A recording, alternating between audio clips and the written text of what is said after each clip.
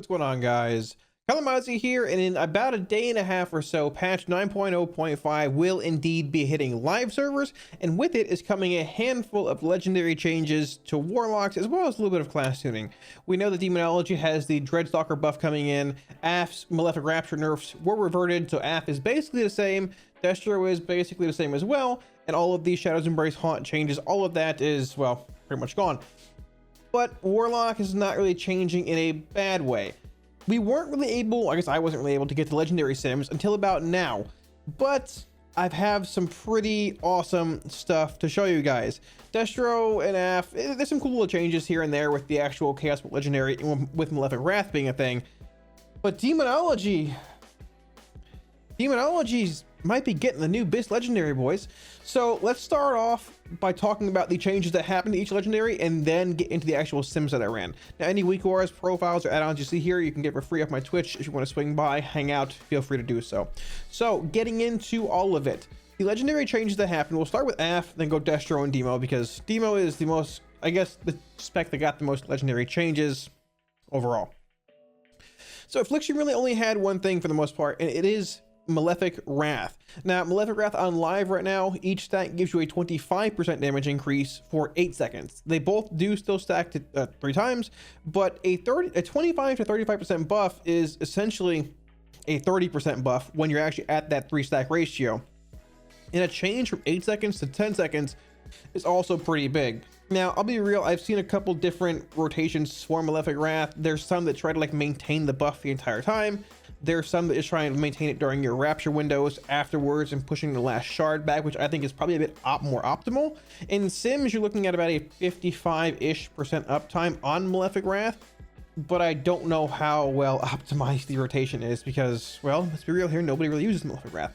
Now, Wrath has not been a bad single target legendary for us regardless, but the problem is Synergy is also really good for AF. It's basically your best legendary, and unlike Malefic Wrath, it doesn't really limit you when it comes to 2 target, 3 target settings. Your 10% or your 10% damage proc for Synergy is going to give you the same value on a fight like Council of Blood or Stone Legion Generals, maybe even more if there's multiple targets, but you don't have to like.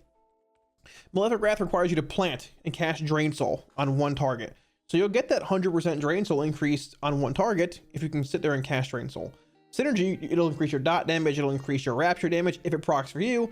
If it procs for your pet hits the boss anyways. So Synergy is much more universally played and accepted as the best legendary for AF, but the Malefic Wrath changes could very well end up changing that. We'll get to that in a little bit. Destro, the only change Destro got is to Madness of Azek here. The actual damage increase is the same, the cast time reduction is the same. The only thing here is the actual duration of this buff itself has been increased from 3 seconds to, well, 4 seconds. Now, it might not seem like that big of a deal, and honestly, it's not that big of a deal, but there is a bit more to it. So we were testing out Madness of Azek here a couple days ago on stream, and the 1 second, I guess, buff duration increase does allow you to squeeze in an extra spell if you're playing Flashpoint, for example. If you're playing Flashpoint, my sequencing was Chaos Bolt into Conflagrate, Incinerate, and then you're actually able to go into a Chaos Bolt again.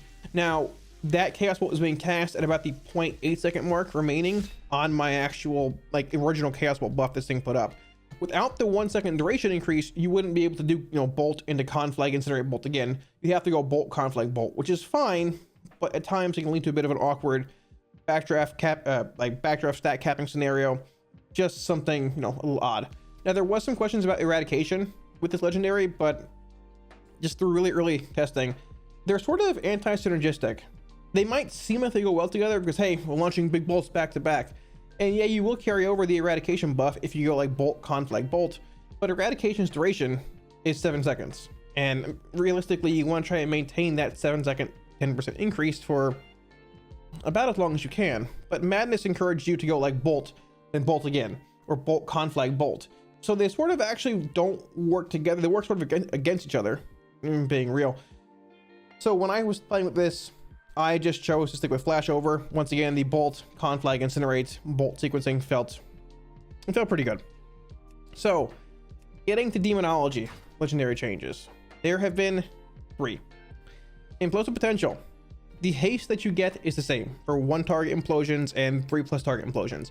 The big thing here though is that the duration has been increased from 8 seconds to 12 seconds. Now we're not at explosive potential levels of I guess of power from BFA, but that 8 to 12 second duration increase is actually, well, it's really big. In Mythic Plus, when we tested this on beta and things, one of the issues was it sort of felt like you would implode and get the buff, but if you didn't go right into another implosion, the buff was just falling, and it took basically the 8-second window to build that 6 imp, 9 imp implosion. So it really didn't leave much room to do anything else. You couldn't really use that haste buff for a whole lot else. And yeah, you're okay, sure, your bolts were hasted and everything was hasted, but it didn't seem like you were able to get the max value out of implosive potential that you really wanted to. The 8 to 12 second duration though increase will definitely let you do that. And hey, it does allow you to carry it over into most of your tyrant and things, and by that point, I mean, hey, you can just implode again. So a solid change. It's sort of hard to sim. We will sim it, you'll see the results in like 3-5 target settings, but it's still a very solid legendary when it comes to AoE regardless. Number 2, Bale Spider's Burning Core. Shadow Bolt increases the damage of your next Demon Bolt by 15%, stacking up to 4 times, and it lasts 20 seconds. So on live, this is an 8%, I believe an 8% increase to Demon Bolt for each stack of this effect that you have. It does still stack to 4 seconds or 4 times, and it lasts 15 seconds on live, not 20. So it's gotten a 5-second duration increase, as well as getting roughly doubling the actual bonus that Demon Bolt gets per Shadow Bolt stack you have here. This effect is strong. It's very limiting when it comes to single target, because it's just Demon Bolt damage. And Demon Bolt is not like Demon Fire damage from your Tyrant. It makes up a decent bit of your damage pool, and the 5-second duration increase is nice, but for the most part, this effect was never falling at 15 seconds regardless. So it's there. You'll see it in Sims once again. It has gained a substantial increase as far as its single target damage output goes, but it's very limiting. It's very narrow. And compared to like Implosive or Horn Nightmare, Synergy, Wilford's, or even Grim Inquisitors, that's a big difference.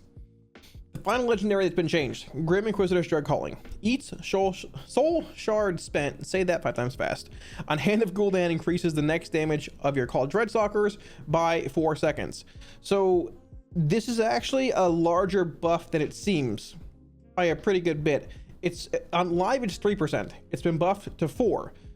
So it's 1% more, but it's per soul shard spent. So if you're casting an average of, let's say 3 Hand of Gul'dans, if you're playing like Vile Fiend or something along those lines, let's say you're spending on average 11 shards. I mean, you're looking at an 11 to 12% damage increase just compare, like for your Dreadstalkers, compared to the last version of this on live right now.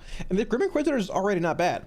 There's already a lot of synergy with Grim Inquisitors on live. We've seen it, you know, even on like beta with the FTS, Dreadstalkers build and all of that. But don't forget, Dreadstalkers, Dreadbite, and their attack power, their damage was also buffed this time around. When you mix that in with, you know, the straight up buff the Dreadstalkers, Grim Inquisitors being buffed, Carnivorous Stalkers being a thing, Dreadlash, things get pretty out of control. Demonology is looking spicy. We got a big day ahead of us this coming Tuesday. Let's get into the Sims. So Affliction Sims first. There's only one legendary that's been changed. It's Malefic Wrath. Now this is actually Malefic Wrath versus Synergy on retail right now. It is pre-buff. We're gonna do pre-buff and then post-buff Sims. We'll talk about the Demo Sims are a little more in depth. You can see right here. But we'll get to that. So pre-buff Synergy compared to Malefic Wrath is about 160 DPS difference, give or take, favoring Synergy. Now I did sim Nephrilord here. The actual difference between pre-buff and post-buff Malefic Wrath is about the same. Until they add a second Drain Soul to the effect of Decimating Bolt, it's not going to make or break things a whole lot. So pre-nerf, or pre-buff, sorry, you're looking at about a 160 DPS difference. Keep in mind, Malefic Wrath has been buffed by essentially 30% damage at 3 stacks, but will be on Tuesday. Post buff, Malefic Wrath is within 20 DPS of Synergy. It's a pretty substantial buff. It gains roughly about 140 DPS from this buff. Now, once again, the actual Sims, I don't know, but I don't think the profile from Malefic Wrath might not be optimized 100% on raid bots, because I've literally done a bunch of research today and found like 2 different rotations for Wrath, and I don't think there's really an agreement on what camp is actually better here. One is like saying maintain the buff, one is saying rapture during your normal rapture windows and try and maintain the buff stack past that. And I think that build actually works a little better. You don't get a full uptime on Malefic Wrath, but you get it during your rapture window, after your rapture window for about 20-ish seconds, and you're not wasting shards outside of it. But regardless, a pretty substantial increase here, about 150 DPS or so. Now, once again, synergy does still favor most boss fights, whether you're in Nathria or in Mythic Plus, just because of how good it is universally. It's good on 1 target, 2 target, 3 target, and it's going to scale with 2 targets, 3 targets, 4 targets, compared to 1, like Malefic Wrath, just being a single target DPS increase. Also, if you're on a fight like Council of Blood or Stone Legion Generals, for example, with a lot of like infrequent movement, the passive synergy procs go a long way. You don't really have to stand still, try and rapture 3 times, or rapture, maintain a buff, plant, and drain. It's just there. It procs, hey, you're doing damage. If it procs for your pet doesn't care about mechanics. Your pet's just hitting the boss. So a solid buff. I do hope to see some changes to Necrolord, because Necrolord, the difference is about the same for Necrolord here. It was still far behind, just about the same ratio of DPS here. So I do hope to see a difference, a change to Decimating Bolt over the course of 9.1 PTR to Necrolord. I really enjoyed the Malefic Wrath Drain Soul playstyle of Necrolord AF. Just it needs help. It was gutted, and unfortunately hasn't really gotten much. Moving on to Destro here. So this is Madness of Azakir. This is the double Chaos Bolt Legendary. I compared it to Cinders and Synergy in 1 target 5 minutes. The same goes for actual Malefic Wrath here. 1 target 5 minutes pre-buff. Madness is sitting about 300 DPS behind Cinders, 315, 13 to be exact. Post-buff, well, it's about 291 behind. So not a massive change here. It's a very small buff to the legendary. Now you will see a bit of a jump here as far as like just universal DPS goes across every spec. The gap does narrow a bit though between them all, because they all jump about the same DPS wise. It very well might be due to some changes that is actually made in Simcraft. You'll see the same when it comes to Demonology, but keep in mind pre-PTR Sims versus PTR is going to incorporate the actual Dreadstalker buff, the attack power and Dreadlash damage they increase. So Madness about still 300 DPS loss. I did take the liberty of simming this in 2 targets post buff, and it does gain a pretty decent bit of value. Cinders is still ahead by about 120 DPS, Synergy by about 45, but Madness is not too far behind. Being able to squeeze in 2 bolts or extra bolt into your Havoc window is actually pretty solid. Who would have guessed? But yeah, so Madness unfortunately really did not gain much, but being honest, Destro has some pretty good legendaries regardless. Wilfred's if you need it, Cinders and Synergy. I feel like Cinders just sort of does what Madness does better. The third conflag stack, the third set of backdraft stacks, it almost does the same thing, but just better with Roaring Blaze. It's sort of in a weird spot. So moving on to the Demonology Sims here. As you can see, there's a lot more than the Destro and AF ones, but there were 3 items buffed, number 1. And they get sort of convoluted towards the end here, but it's worthwhile. So starting off, these are this is Implosive Potential, basically. This is a 2-minute 5 boss target sim. This is pre-buff. I just want to start off with Implosive Potential to show the actual AoE DPS difference. 5 boss targets, 2 minutes. And once again, boys, by the way, I'll have a link to all these sims down in the video description below if you want to check them out and grab them, or in the comment section. One of the two. Implosive pre-buff, you're looking at about a 563 DPS difference between it and Wilfred's. Horn Nightmare being about here, about 130. Post-buff, you're looking at about a 724 DPS difference from Wilfred's and about a 350 from Horn Nightmare. So it is a pretty substantial DPS gain. We've already known that Implosive is good when it comes to like 4 or 5 target AoE in Mythic Plus. It's just very limited, very narrow when it comes to Plus. Because if you're not imploding on 3 or more targets, you're not getting that 5% haste per imp, you're getting 1%. So it loses a lot of value when it comes to like patchwork bosses, unless you're pulling trash on top of them. But if you can do that, this legendary effect is very, very strong. And you can see the DPS difference. You've gained about, honestly about 100 or 220 DPS because of that massive duration increase. So Implosive, the rich, I guess in a sense, are getting richer. I'll take it. I love DP. Why not? Let's keep playing with it. So moving past that, getting into the Bale Spider's Burning Core buffs. Now you're going to see implosive and bale spiders and grim inquisitors just in the sims. When I move on here, I just copied the profiles and kept copying them over with, you know, different iterations and different sims. It's worthwhile in the end. You'll see the grand comparison. Bale spiders burning core pre-buff. You've got Horn Nightmare at the top, Wilfred's number 2, bale spiders, and then implosive pre-buff. Post-buff though, bale spiders actually gains a pretty significant amount of value. It's not as high as Horn Nightmare, but keep in mind they literally doubled the effect of the demon bonus damage from 8% to 15% and increased the duration.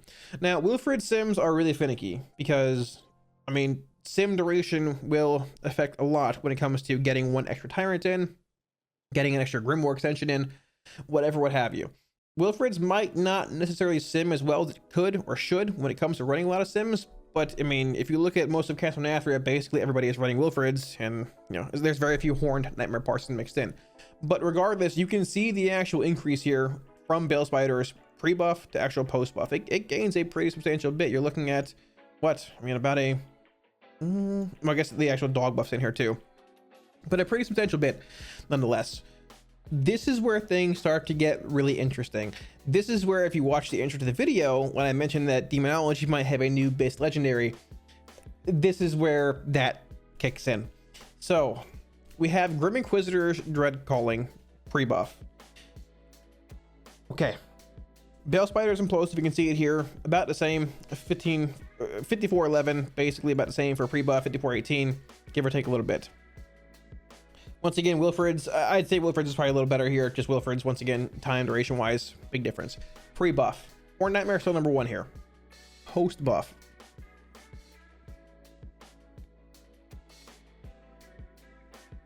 pulled ahead by about 60 DPS versus being behind about 15, give or take. So it gained about 70 DPS or so. Now, part of this can be attributed to the stacking damage effects. I mean, Dreadstalkers got buffed. You have, this is not even with Carnivorous Stalkers. This is not even with Dreadlash, but the legendary effect got buffed, and Carnivorous Stalkers also got buffed. So their damage increase on top of the Grim Inquisitor's legendary increase, you actually gain a little bit of value. Pretty substantial bit, let's be real. But let's add on more. So we know that Grim Inquisitors got buffed. It's actually simming pretty well, ahead of Horn Nightmare at this point. This is a 5-minute, 1 boss target sim. What about if we mix in Dreadlash and mix in Demonic Strength? So, because this sim here is just, straight up Born of Blood, Grimoire Felguard, Vile Fiend, Fel Commando. This is the generic, general Demonology build. There's no weird, like, mix of any odd talents in. Let's start doing that. So moving on here, Grim Inquisitors post-buff Demonic Strength. So you can actually confirm this here. Grim Inquisitors post-buff Demonic Strength. You'll see it actually is. Grim Inquisitors, Demonic Strength. You've got Vile Fiend. You've got Grimoire Felguard, Fel Commando. You've got Born of Blood. If you go to the other sim here, here's Horn Nightmare playing the same thing. It's the basic Vile Fiend, Felguard, Born of Blood, Fel Commando build. Grim Inquisitors post-buff Dreadlash. So here's Dreadlash. Grim Inquisitors, Dreadlash, Born of Blood, Fel Commando, Vile Fiend, Felguard. But we didn't actually end up mixing in Carnivorous Stalkers. However, the damage difference is relevant here. You're looking at about a 64 DPS difference favoring Demonic Strength. But Fel Commando really favors Demonic Strength because of, well, I mean, a Tyrant or a Felguard damage increase. Demonic Strength, it makes sense. Fellstorm, all the above. What happens if you actually mix in Carnivorous Stalkers? Well, I think this is the previous sim here. It gets a lot closer. Grim Inquisitors, Dreadlash, Carnivorous Stalkers. I'm gonna put this full screen for you guys. Grim Inquisitors, Dreadlash, Carnivorous Stalkers. Grim Inquisitors, Demonic Strength, Carnivorous Stalkers. They're actually both really close. And if you go back and compare it to the previous sim, yeah, sure, Grim Inquisitors Dreadlash is here. Grim Inquisitors Dreadlash is about here at 5609, give or take. It's about the same. 5611, 5609. Grim Inquisitors post-buff Demonic Strength, 5675. Well, Grim Inquisitors Demonic Strength, 5676. So these are the two sims we just saw on the previous actual like iterations. But look at the Carnivorous Stalkers value. Look what you get here. I mean, Demonic Strength is just straight up strong by itself. We know this in single target. But look what happens when you pair Dreadlash with Carnivorous Stalkers. Look at the DPS difference here. They're essentially the same. And just to verify, we can go in here. Let me make this smaller again. We can go in here and confirm. Grim Inquisitors, Dreadlash, Carnivorous Stalkers. Let's see, Grim Inquisitors, Dreadlash, Carnivorous. You're looking at Grim Inquisitors, Dreadlash, Carnivorous Stalkers at rank 7, 226 with Born of Blood. The Born of Blood level here is consistent across everything. Same across the board. Vile Fiend, Grimoire Felguard. So you're still playing like the pure single target build, right? It's still Vile Fiend, it's still Grimoire Felguard, but you're rocking it. And if you go to Grim Inquisitors, Demonic Strength, Carnivorous Stalkers, we'll see here, it's the same thing. Born of Blood 6, Carnivorous 7, Grim Inquisitors, Demonic Strength, Vile Fiend, Grimoire Felguard. So the only real difference here being Demonic Strength versus Dreadlash. It's actually really crazy, the synergy, the actual DPS gain you get here. Because once again, keep in mind, you still have the actual damage amp here of Fel Commando with Demonic Strength. You still have it right here. But the baseline damage increase with Carnivorous Stalkers and Dreadlash, or Carnivorous Stalkers and Grim Inquisitor's Dreadcalling being paired together is super strong. We talked about this on the stream. We talked about this in previous videos. I did not expect this at all. Not DM me about an hour before I started running my own sims with his own, and I was surprised. I ran them. We have essentially the same numbers here. I'm extremely surprised that this is the case. I didn't think this would add so much value to Carnivorous, but I mean, thinking about it, playing Grim Inquisitors, Dreadstalkers increase, the baseline Dreadstalkers buff increase, Carnivorous Stalkers, okay, you've got an increase, and Dreadlash, it's really strong. Now, okay, when it comes to different settings though, there might be certain ones where Demonic Strength a little better. If ads are spawning at about the minute mark, having a bit of a controlled, I guess, AoE in a sense, you probably gain a bit of value there versus having the consistent Dreadlash AoE or damage every 20-ish seconds. So there's a little bit of give and take here, but Carnivorous Stalkers also has a sense of RNG tied into it too. Looking at the actual, like, they're just so close. It's 150 versus 149. You can see the difference in the sims. It's actually the same. It's just confirmed. You play, like, one is playing Strength, one is playing Dreadlash. But look here. Where's Horn Nightmare at? Horn Nightmare's right here. Like, and this is the optimal build of Horn Nightmare until you mix in Carnivorous Stalkers. Let's take a look at that. Yeah, I'm just kidding. Horn Nightmare with Carnivorous Stalkers is actually a loss over just general Horn Nightmare for whatever reason. And the same goes with Horn Carnivorous Dreadlash. We can look at those.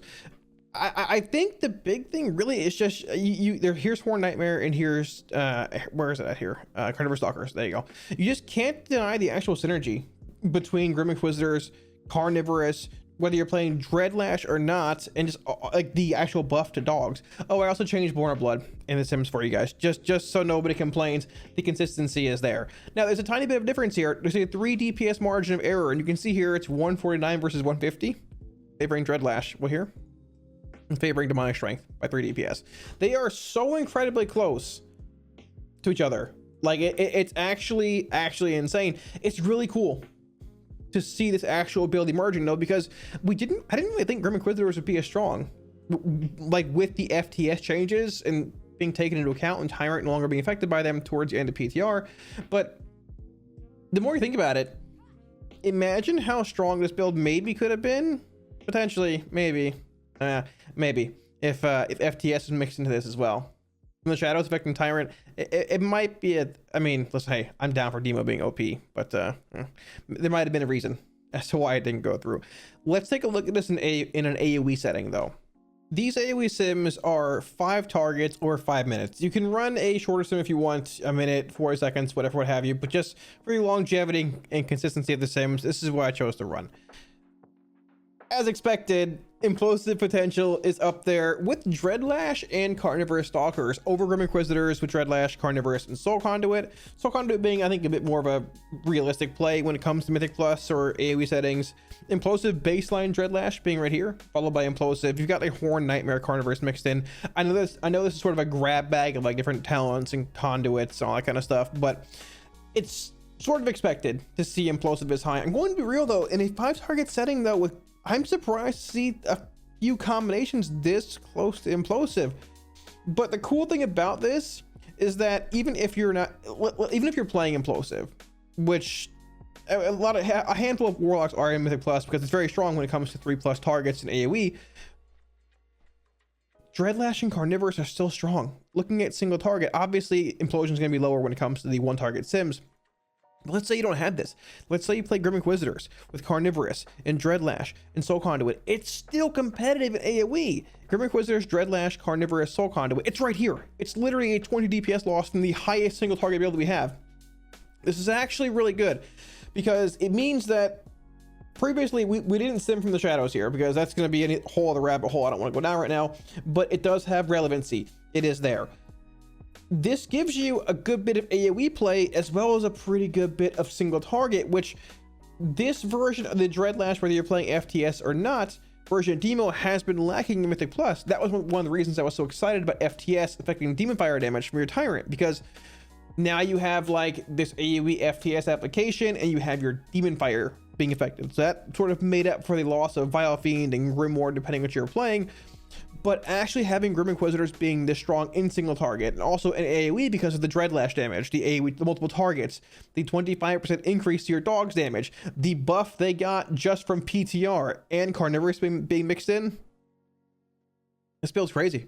I'm really, really excited to see it. It looks like it very well could be one of the best like universal builds. Good in single target, good in AoE. It might not be beating AF in single targets, but the consistency is there. Thanks for watching, boys. I gotta admit, I'm pumped for this. I did not expect Grim Inquisitors to be anywhere near this good in Sims, even after the buff. But like I said, once you stack all the damage-based effects together, it sort of makes sense. I haven't played with Horn Nightmare. I have Wilfred's made for demo, and I was debating making Horn Nightmare. But the big thing that I've been saying for the past few weeks is that I want to wait until Sims and everything are done for 0.5 until I make Legendary. Now, Sims are done, but I would still say wait until Tuesday. Wait until the patch drops, and then maybe feel it out a little bit. There's a pretty good chance I'll probably be crafting Grim Inquisitors on Tuesday. Not 100%, but there's a reason I banked 5,000 Soul Ash. I wanted to make a Legendary if it's going to be an OP one. And I don't know if this is OP, but it looks pretty strong, and it looks like a lot of fun. When we played with Grim Inquisitors on beta, I had a lot of fun. Your damage distribution, when it comes to plus, Dreadlash cranks. The build's just good. And seeing as how there are a handful of buffs to different things, they all synergize so well together.